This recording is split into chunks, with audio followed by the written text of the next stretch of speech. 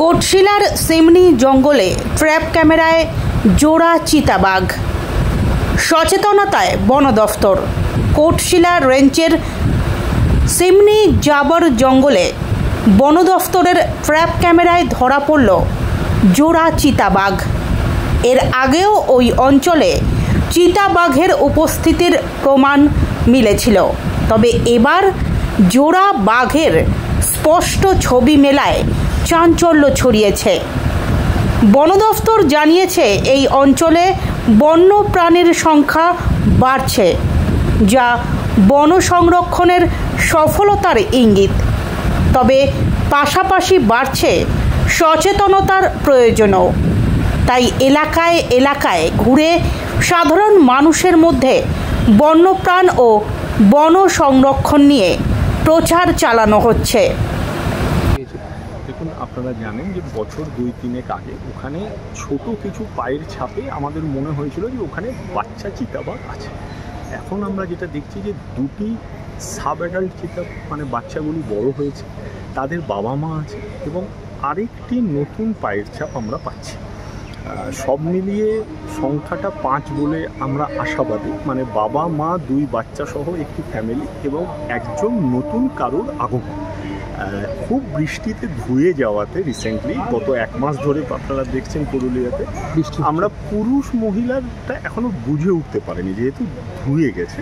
আমরা খুব শিগগিরই সেটা পেয়ে যাব। মেল হতেও পারে, কারণ টেরিটোরিয়াল ফাইট, একজন আপনারা তো জানেন ওয়াইল্ড লাইফ, একটি মেল তার পরিবার নিয়ে বাস করছে, মানে আরেকটি মেলের হিংসা হবে, সেও চাইবে এর মধ্যে আসতে। ফিমেল হলেও ঠিক আছে, সে এই পরিবারের সদস্য হতে চাইছে। আমরা সেটা কিছুদিনের মধ্যে আশা করি জানতে পারবো।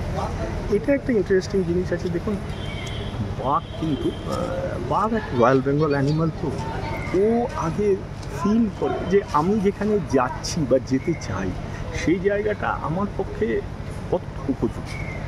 ও কিন্তু ফিল করছে যে এখানে লেপার্ডের ফ্যামিলি আছে, তার মানে এখানে খাবার ভালো আছে, তার মানে এই জায়গাটা লেপার্ড, মানে আমরা যদি ছোট ভাই বড় ভাই হিসেবে ধরি, যে ছোট ভাই যদি ওখানে ভালো থাকছে তাহলে আমি তো বড় ভাই হিসেবে, তাহলে আমারও ওই জায়গায় যাওয়া যেতে পারে। এবং এই সূত্র ধরে আপনারা জানেন যে ঝাড়খণ্ডে খুব রিসেন্টলি যে বাঘটি, পুরুষ বাঘ, বড় বাঘ, যেটাকে ওনারা ধরতে পারলেন, আমাদের যা ধারণা, আপনারাও নিশ্চয়ই লোকেশন দেখেছেন, একেবারে নদীর ধারে, শেষ বাড়িটা যাকে, আমার ধারণা ও এদিকেই আসছে। হয়তো সুবর্ণরেখার জলস্তর বা জলের বেগ বেশি থাকায় ও ক্রস করতে পারে, আদারওয়াইজ ও কিন্তু এখানে আসতো এবং সেটা হয় কোটশিলার দিক, না হলে অযোধ্যার দিকে ও কিন্তু নিজেকে আস্তে আস্তে বিস্তৃত করতো, নিজের টেরিটরিটা। আমি খুব আশাবাদী আগামী 5 বছরের মধ্যে আপনারা কিন্তু পুরুলিয়ার টাইগারের রেগুলার মুভমেন্ট বা প্রেজেন্স কিন্তু সাক্ষী হবেন। এবং আমরা অলরেডি, আপনারা আজকে আমাদের বন মহোৎসবে মাননীয় মন্ত্রী বলেছেন যে আমরা অনেক রকম পরিকল্পনা নিচ্ছি, জঙ্গলের বিস্তার আরও বাড়ছে। আশা করি পুরুলিয়াবাসীর পক্ষে এটা একটা ভালো খবর হবে আগামী। যে 5 জন দেখা গেছে, এরা কোন প্রজাতির?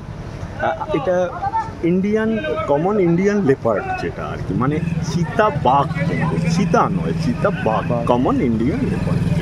অর্থাৎ আগামী দিনে পুরুলিয়াকে বাঘের একটা আস্থানা বলা যেতেই পারে। হ্যাঁ, এবং বাঘ সংখ্যা বাড়ছে, পরিবার হচ্ছে, এবং এরা কিন্তু এমনি এসে বসে যাবে না কোথাও। এরা যখন দেখবে যে এর চারপাশটা অনেকটা ঠিকঠাক আছে, আমি খাবার পাচ্ছি, জল পাচ্ছি এবং আমি থাকার জায়গা পাচ্ছি, সব মিলিয়ে পুরুলিয়ার ল্যান্ডস্কেপটা কিন্তু আদর্শ টাইগার হ্যাবিটেট বা টাইগার ল্যান্ডস্কেপ হিসেবে তৈরি। এবারে